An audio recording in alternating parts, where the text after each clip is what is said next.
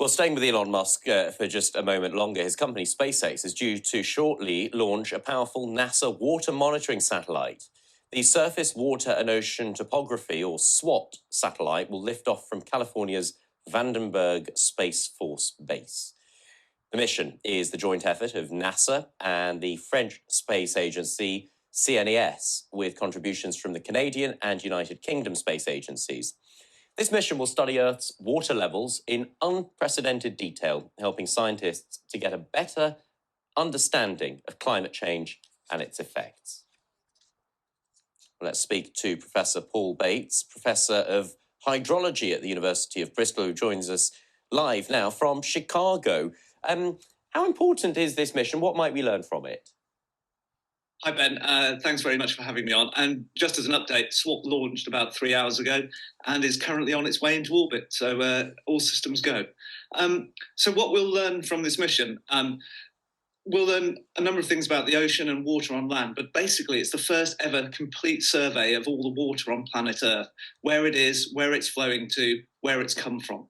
And that's just going to lead to new scientific discoveries and new ways of protecting communities and helping them manage their water. And this seems like it's brought together a number of different countries. How has the UK contributed to it? So the UK contributed a lot to the early development of the mission design. And we've got fantastic hydrologists and oceanographers in the UK who've been contributing to the science. British companies have also provided some of the bits of the satellite. There's a bunch of electronics called the duplexer, which is quite important, that was produced by a British company called Honeywell, and that forms a key bit of the satellite. And why is there a need to go so far in order to achieve the kind of analysis that this mission is hoping to achieve? You sort of hear about boats that map the ocean floor and the structures of the seabed and so on. What is the benefit of going so far into space to get this kind of detail? Well, the type of instrument that we're using can actually measure really accurately from a long way up.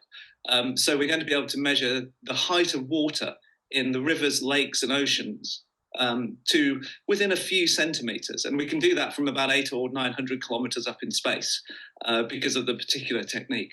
The advantage of going so high is you get a very wide coverage, and therefore you can cover the whole planet within the orbit tracks. So it's a combination of spatial coverage to get a complete coverage of the Earth, but using a particular type of radar configuration, we can get really accurate data still. Sounds like a really efficient way of going about it. And with that in mind then, how soon do you expect to have the data available for you to sort of analyse, crunch and try and give it some practical application, presumably in the fight against climate change? Oh, exactly. So the satellite's on its way into orbit at the moment. It'll arrive in its first orbit in a few hours.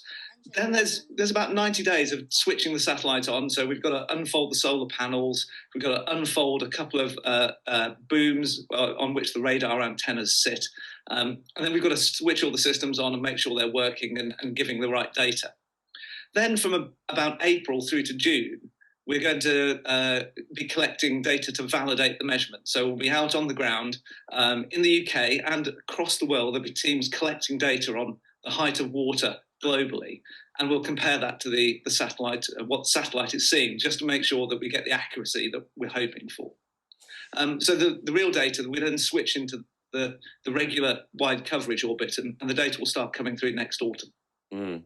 I don't know if this is within the scope of sort of your understanding of this mission and this project, so forgive me if this is, I don't know, breaching a new frontier, as it were, but would this satellite have any application for looking at the existence or the presence of water on other planets or other bodies in space at all?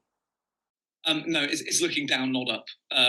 But I mean, if you launch one of the, you could use this radar system on a satellite orbiting another planet to map the water there, if that's what you wanted to do. But no, this is a mission to planet Earth.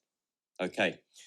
Paul, thank you very much for explaining all of that. Professor Paul Bates there from the University of Bristol, speaking to us live from Chicago.